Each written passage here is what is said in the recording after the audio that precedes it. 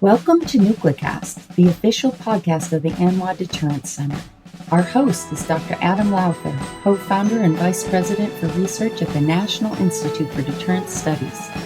The ANWA Deterrence Center is a 501c3 organization ensuring a broader understanding of the nation's strategic nuclear deterrent and its ongoing modernization. Thank you for listening and welcome to the show. The views of the host and the guests are their own.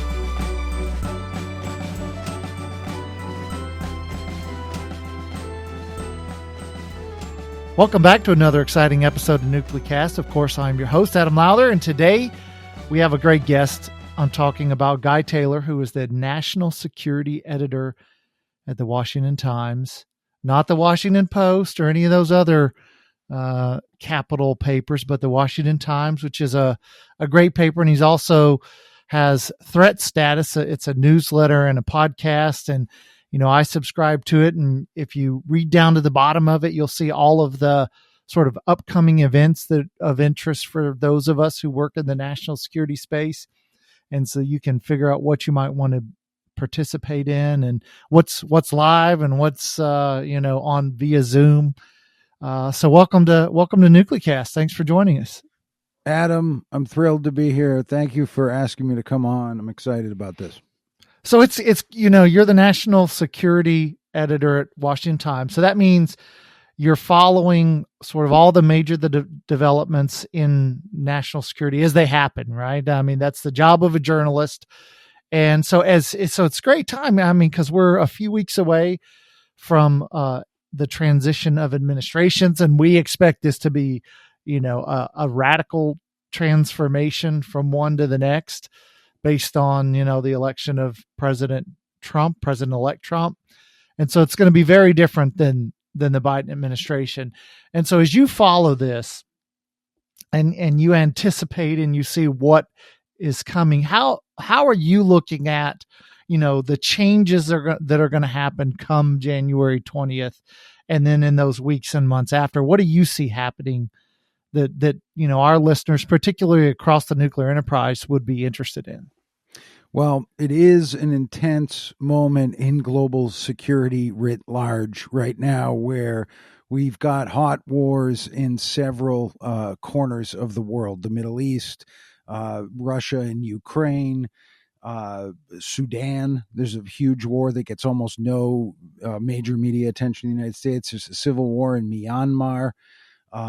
There's rising Indo-Pacific tension. So all of that is happening while we go into this historic transition of power in Washington. And transitions of power tend to be maybe the weakest point in a democracy. And that, I think, holds true even if that democracy has the most powerful military in the world and the most powerful currency in the human species. So that as a backdrop, couple things about Donald Trump. I think one of the first ones is the question of how he's going to get along with the national security establishment. During his first term, we heard an awful lot about the deep state and the danger of the deep state. So that's a big kind of looming question. And I think if we look at the pre-inauguration nominee announcements, most of them are not very controversial figures when it comes to a potential clash with the so-called deep state. Maybe Kash Patel would be the most controversial, and we're going to have to see whether he gets nominated and how that plays out, and how his rhetoric, as a non-government official, compares with what he says if he actually does get confirmed by the Senate. And then maybe Pete Hegseth, so there's a little concern there about his experience level taking on the top of the top at the Pentagon. Is he really ready for that? And does he have some skeletons in the closet? Was he properly vetted on a personal sense by Trump's team? Is he going to run into problems in the Senate? But I think overall that my prediction is they won't be as contentious as the first time around, because I think the mainstream media is a little more experienced in sort of how it covers Donald Trump and MAGA world. But we're going to have to see. So that's one of the biggest questions. The other one is Trump is unpredictable. He's got an inherent sort of strategic unpredictability about him. So any of us who are looking at serious national security folders, whether it's weapons deterrence, whether it's does the U.S. pursue a wedge strategy between China and Russia, any of that, it's very hard to know what's coming over the next couple of months because of this kind of strategic unpredictability that Trump espouses. Then I have a few other thoughts about it, though, and I think one is Trump is coming in as a second-term president. I think it often gets mischaracterized. This guy had 4 years in the White House. So while you had the shadow of January 6th and all of the hype around all of these things, you're talking about someone who's really not green to this job. He wants to hit the ground running and move quickly, and we could see that. And I think that understanding that things could move very quickly for him in this term in the first year, and then the place they could move quickly, and this will be my last prediction or thought, is this kind of merging that we're seeing, or this marriage between Silicon Valley utopianism and MAGA nationalism and America First nationalism. This is very interesting to me because as a national security journalist, an American journalist covering the private and public sides of things like weapons development, national security, the tech world and private tech world and ingenuity in the United States is in a bit of a renaissance right now. And it's kind of gotten out ahead of the government and ahead of the procurement process. And I think there's consensus inside even the Pentagon that things have got to change somehow. There needs to be the ability of the United States government military establishment to harness some of the private sector developments that are happening, lest those developments speed ahead without any government oversight. And we see things like futuristic advanced biotech suddenly being conducted by a handful of private companies that don't have allegiance to any one group or government, including the United States. So I think that, can that marriage, the involvement of people like obviously Elon Musk, but there are lots of others, Peter Thiel, Palmer Luckey, Anduril, Palantir, OpenAI, all of this sort of tech connectivity to this MAGA world, can that actually deliver some kind of a shift in efficiency and something that's positive and needed in American national security in order to continue to keep up with adversaries, particularly the Chinese, who are at a moment of really outpacing the United States when it comes to things like military industrial production capabilities. Yeah, as I've watched the nominees who are likely to, come into key administration roles, one of the sort of the questions I have is there's a lot of folks who have either a background in New York and sort of the finance world, or, you have tech bros. And I wonder what you tend not to have. I mean, sort of Pete Hegseth and, the National Security Advisor, Walls, they're, they were, they spent their careers in the Army.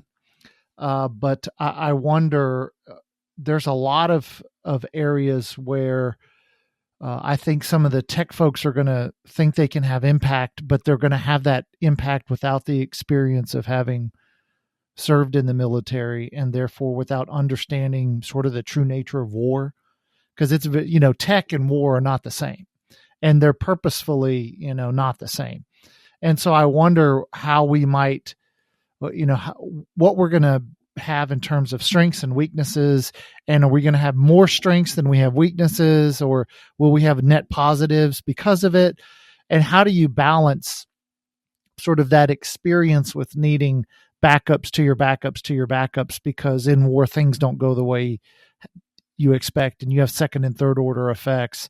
And, the tech world, I mean, we saw this with COVID where, we had this, our entire industrial model of production was built on time production. And, you were going to have just enough supply to be used up.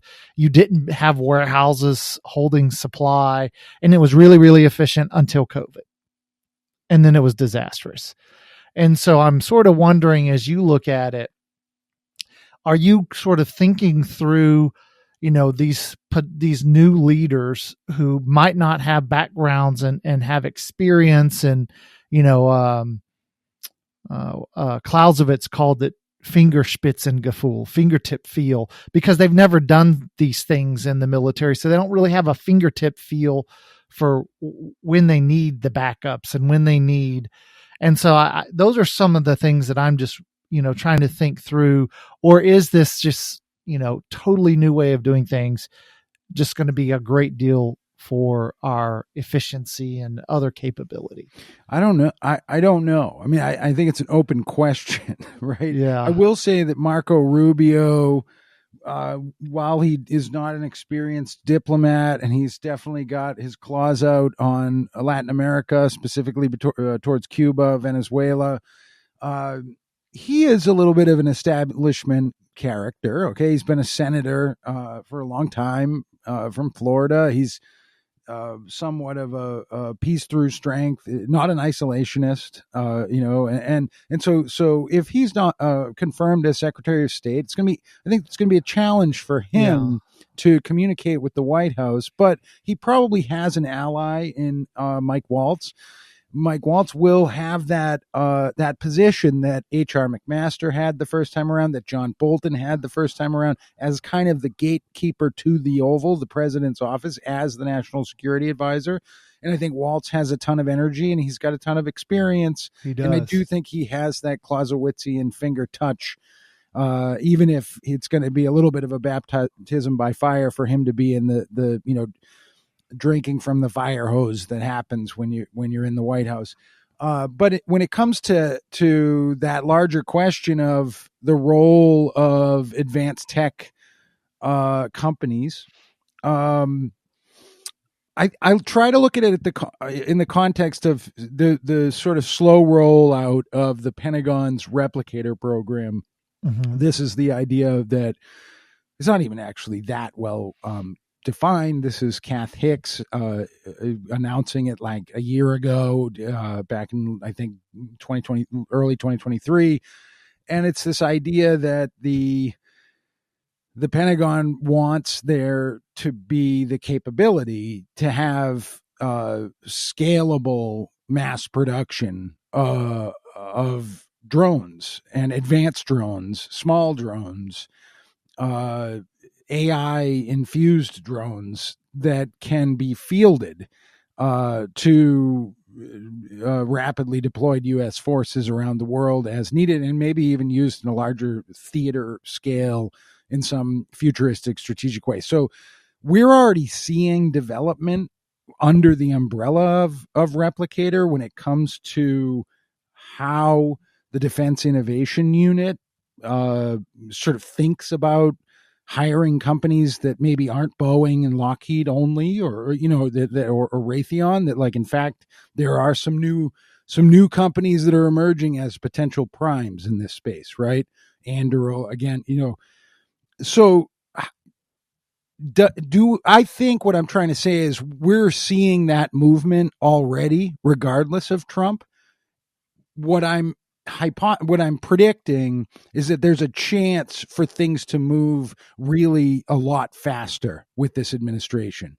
But we've got that unpredictability problem because I think we don't know how things are going to go with Elon Musk. It's easy to look and get caught up in the excitement and think, oh, this is amazing, Trump and Musk and his rockets. But let's be realistic. Elon Musk has a history of burning through relationships and getting frustrated. Donald Trump likes to fire people. Elon Musk is also exposed quite a bit in China financially. I mean, his businesses make money there. So it's a little bit of a tightrope, and we may be kind of looking at it all with too rosy a view if we think, oh, our problems are solved, we're moving on. I think this administration is going to run into, and you're identifying it, Adam, I think in maybe different words, they're going to run into the same challenges that any new administration does, where you've got some newcomers that come in and realize it's hard to steer an aircraft carrier. Yeah, I mean it's interesting because there's a lot. Everybody recognizes that the defense acquisition system is just, it's not particularly good. And a few years ago, I was tasked whenever I wore an Air Force hat, and I was tasked to look at acquisition reform. And so I went out and we started looking at all the acquisition reform studies. And we found that in the 10 years before we started looking, there were more than 150 acquisition reform studies. Mm. And so everybody knows and has studied acquisition reform. Sounds like waste. And the problem is every time, and I've watched, and every time you congressionally you mandate acquisition reform, there's this brief moment of success, and then you see slowdowns, and you see these sort of waves, these crests, and you never are able to have sustained, acquisition reform. And then every time some sort of government employee does something. So like when Darlene Drurian, led a contract so that she could get a job with Boeing, then Congress created, a new set of laws that, made things much slower and made things much more costly.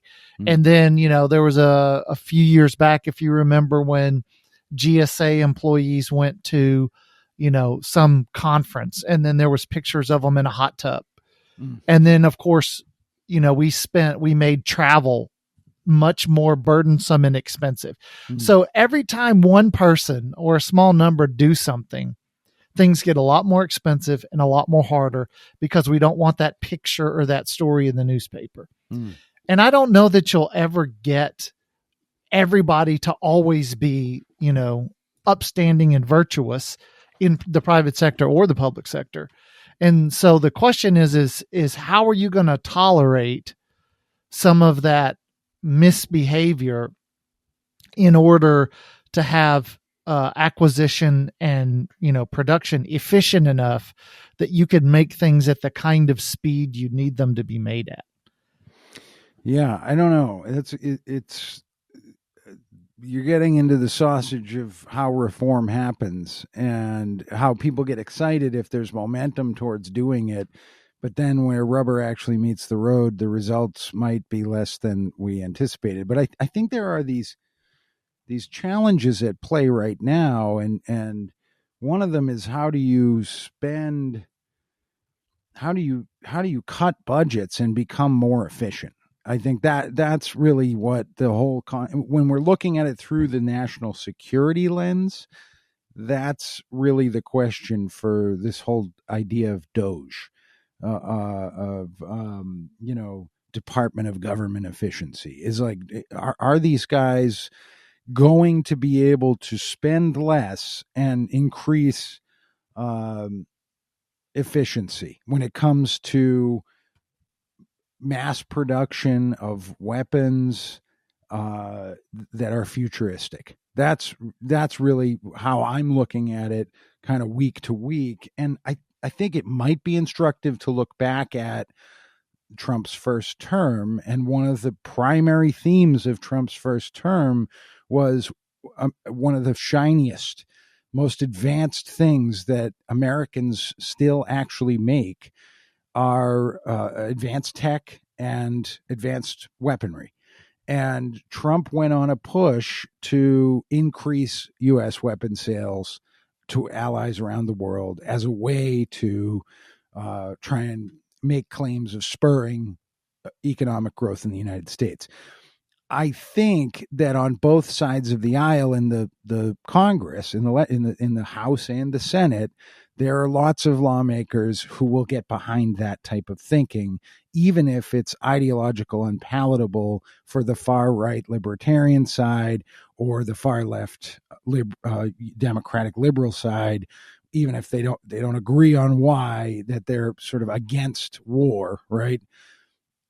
I think in the middle, there's a big group in both parties that say, of course, we want to spur economic growth by making weapons in the United States. And I think Trump tried to capitalize that the first time around.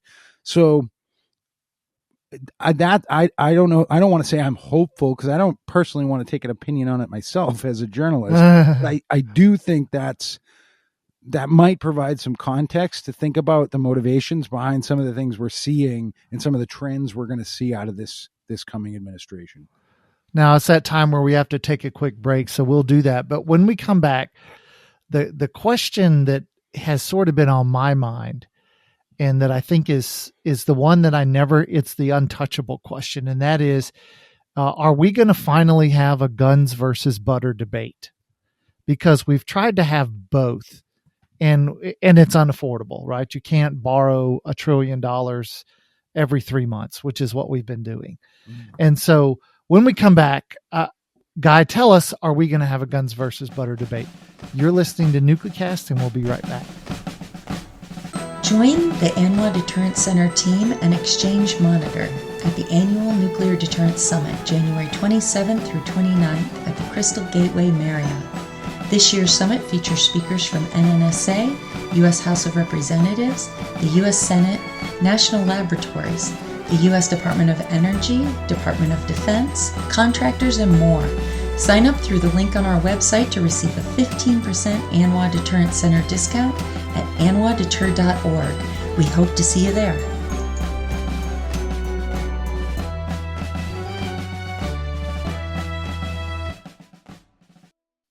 And we're back, and we're talking to Guy Taylor from the Washington Times. Okay, so I posed a question to you before the break. What is your, as you sort of assess the situation and look at where we are and look at what members of Congress are talking about and sort of what the new administration's talking about, do you think that we're going to actually have a guns versus butter debate? Are we going to have to sit down and say, okay, well, there are things we can't afford, particularly in, entitlement spending, which is about 70% of the federal budget. And, if you look at, I did this the other day, I looked at state and local budgets, and entitlement spending is also about 65% of their budgets. Mm-hmm. So is that something we're going to have? I think it's a great question. It's a great way to look at what we're heading into. I think the debate for the moment is already decided. You had Donald Trump win this election, and he's coming into the White House with this mandate to dramatically cut federal spending, and has already, before even entering the office, created this department with the most famous, wealthiest American capitalist right now, ingenious American capitalist, and Elon Musk. He's also got Vivek Ramaswamy working on it. And their mandate, it's not just this idea that's to be debated. Their mandate is to dramatically carve up federal spending to balance the federal budget. So how does that go over the first year? And does that result in a situation where Democrats retake one of the chambers of Congress? I mean, right now they've got the Republicans are going to have control of the executive and the legislature. They've got a mandate from the American people. And the idea of DOGE is not something Trump cooked up with an executive order 6 months after being inaugurated. He ran on it. Right. So I think we're going to see that. Maybe that's not answering your question. Maybe you're asking, is there an appetite for new and bigger defense spending at a time when you're cutting entitlement programs? That's a good question. I think in that sense, that debate's happening, but it's not what Trump's mandate is to have that debate. I think what he wants to do is cut dramatically, and while preserving, he has it on his own website, Peace Through Strength. So preserving a kind of robust military spending at the same time while trying to make it more efficient. Yeah, I mean, that's as I think about defense efficiency, a lot of it is, there are things like where I would want the people who do the job to filter ideas up, because you have people doing jobs because there's work that's been created. And so I'd want to know, hey, if you could, what would you cut? What would you kill? What would you eliminate? What rules, what processes, what regulations take time but don't add value? And then just start cutting all of those, and then make the people that you do have much more able to contribute to the mission and accomplish, positive work. And that'd be sort of where I'd want to start, as opposed to, eliminating, I don't necessarily think DOD is the same as Twitter, where you cut 70%. There's probably some places you can cut, right? Trump has said, I'm going to get rid of DEI. So there's a good bit of money there, but it's not going to buy you aircraft carriers. And it might buy you one or two B-21s, but that's about it.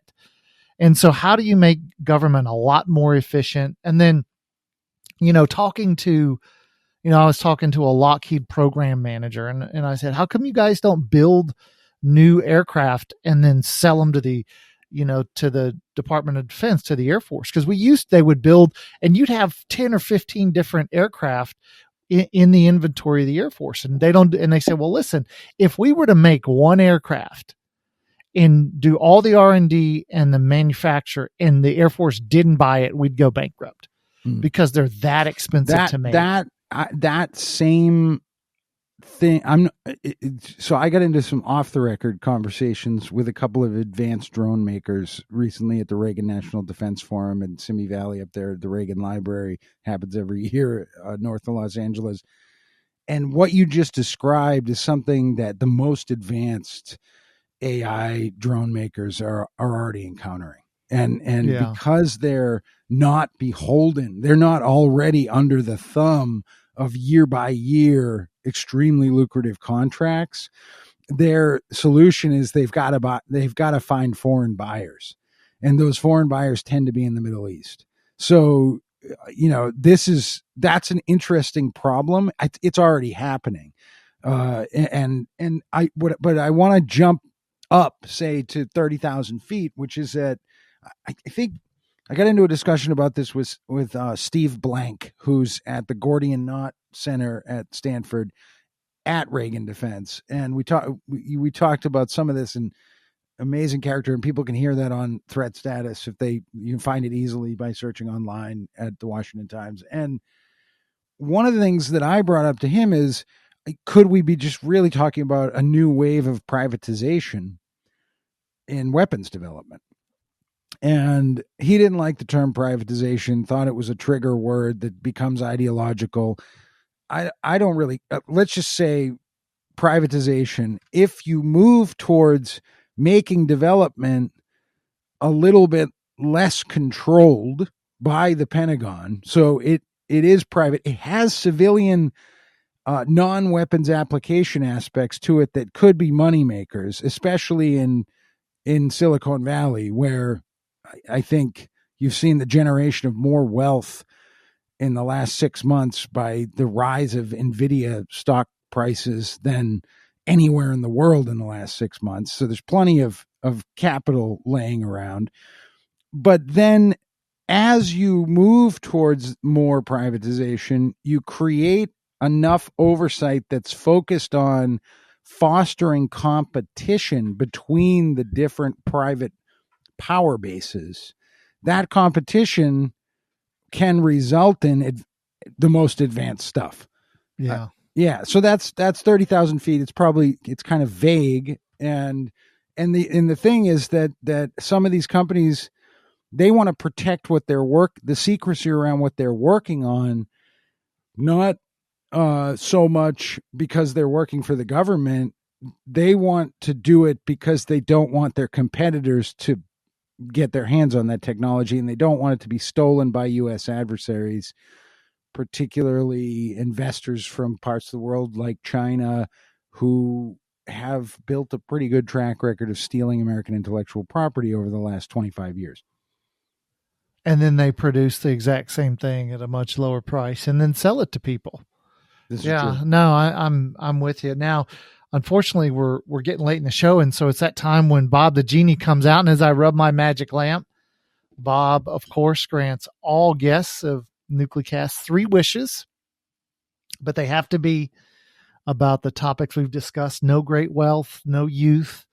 Our topic. So, guys, as we think about our conversation today, what is your first wish for Bob?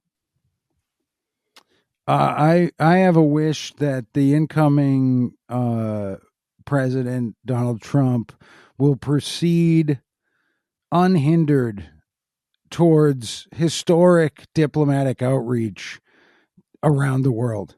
I would love to see Donald Trump say, I demand that the Iranian supreme leader sit down with me." That is just something we've moved away from, and it would be amazing to see a US president have the courage to just say, people got to be talking, and not just get torn apart by half-baked media analysis in Washington that's drinking from a trough that just says, no, no, no, you can't talk to anyone. So that's my wish. The last time we saw summits with Kim Jong-un, Yeah. United States president sitting down with the most isolated, strangest, militarized organization on the planet. It was interesting and important. And I so that's my first one. Okay. That's a great one. Yeah, that would be. And, President Trump doesn't have to really care what anybody thinks, right? I mean, he actually has the best of both worlds in the sense that he had a term, and then, by virtue of losing the 2020 election, he actually gets 4 years to think about how I would do it different and better, and then really create an organization and an approach that, eliminates any sort of mistakes of the past to then be prepared to be really, really successful in your second term. So that break might actually have been a useful thing. And then he's not going to serve a third term. So therefore he doesn't have to care what people do and criticize him for. So that's a good wish. Okay. How about wish number 2? My second one is that the U.S. government somehow is able to find bipartisan agreement upon and then find a way to enforce fairly rigid social media access restrictions for people under the age of 17 in this country.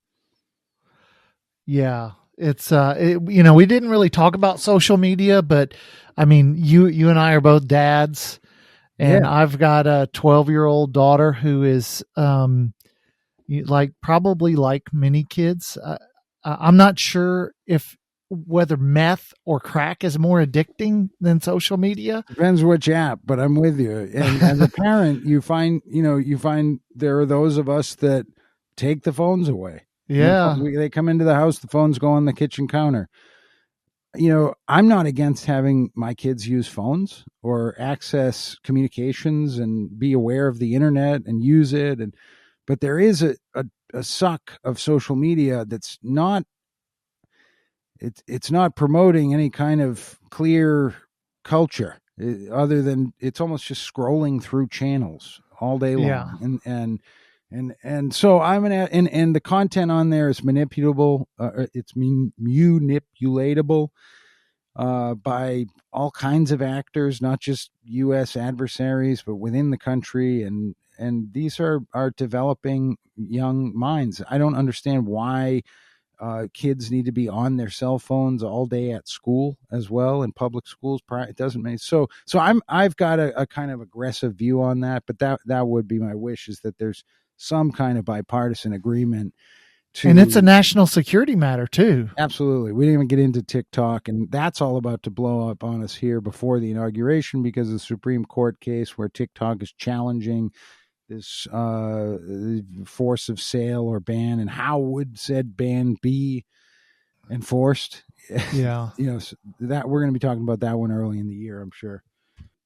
Okay, so that's wish number 2. How about your third wish?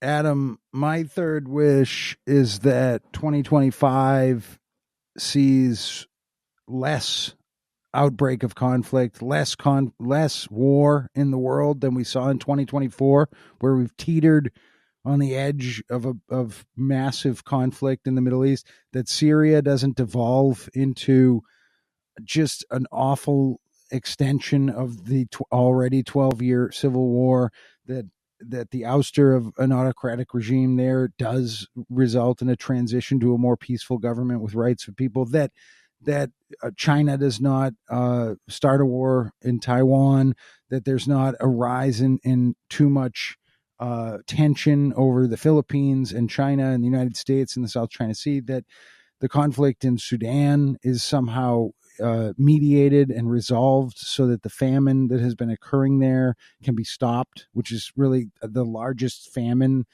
in the world since we were kids, and there was a gigantic famine in Ethiopia, that the war in Ukraine ends and can be resolved, and that it in a way that's sustainable and leads to more peace and prosperity for people suffering in those conflicts.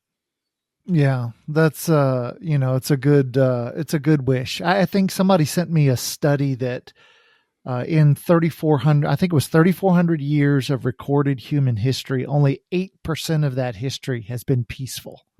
The rest has seen lots of widespread war. So war seems to be more the norm than peace is. So of course we can always hope for more of it. So that's a good wish. So 3 great wishes. I'll talk to Bob, make sure Bob gets on it. That's what genies are for, if granting wishes. Otherwise, what would they do? So, of course, Guy Taylor, Washington Times, thanks for joining us on this episode of NucleCast. Adam, really glad that you invited me on. Thank you so much for having me. And thanks to you, the listeners, and we'll see you on the next episode.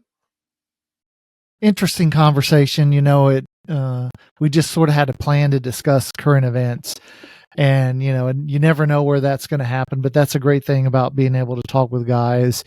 He's going to be looking at things and I'll be looking at things, and we have this sort of meshing. And, I wish we had a lot more time. That would have been nice to be able to flesh out some of these areas further, but it was a good conversation. Hopefully you enjoyed it as well. This has been a production of the ANWA Deterrence Center, a 501c3 that seeks to educate key decision makers, stakeholders, and the public to ensure a broader understanding of the nation's strategic nuclear deterrent. Our executive producer is Kimberly Charrington, and this episode has been engineered and mixed by David Krunthal.